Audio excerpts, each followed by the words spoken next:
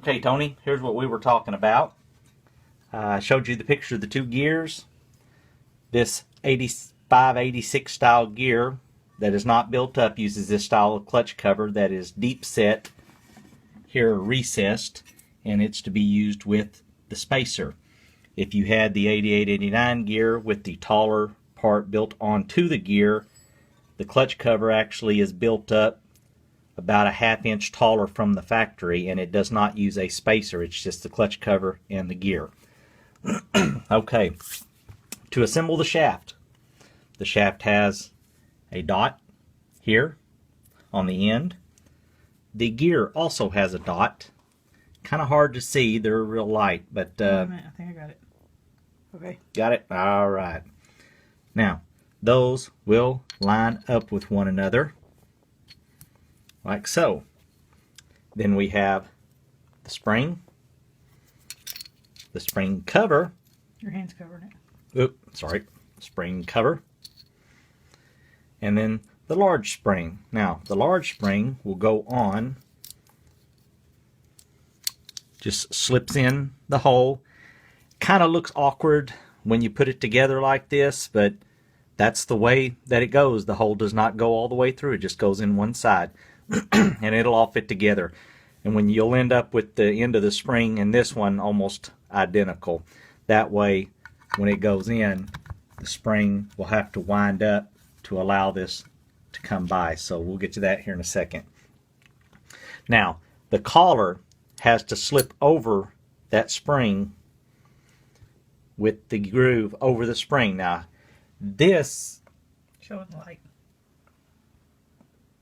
Okay. Yeah, there we go. Okay, now this is where the fun can happen, because sometimes it's a little bit difficult to hold that collar in place. So about all you can do is just really try to get the shaft centered up down in here and just push it. And you can look in through the spring with a flashlight or something and make sure that that collar is still in place. Now, from here, it's just a matter of winding the shaft, pushing this gear down, and that will hold it onto your case right here. And then what I do here is I take the stop, and I will actually, while I'm holding this gear, I will go ahead and put the stop in place and use an impact or cordless screwdriver or something just to get those tightened down. Now, of course, I do normally torque those to 90 inch-pounds like I will all the other small bolts here in the case. Now, from here, it's really, really simple. This gear fits down like so and just spins. And then in the case of this one, we would have this spacer, and then the clutch cover would go on, and that would hold this down. So the kickstart mechanism is so simple it's not even funny.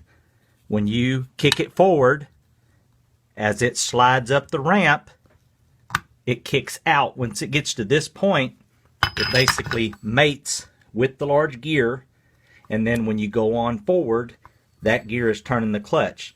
Now, when you kick it back or when you release it, it actually will slide right back down into the same spot because that gear's got pressure on it when you release it. And that is it in a nutshell. It's pretty straightforward. So, got any questions, holler at me. Thanks.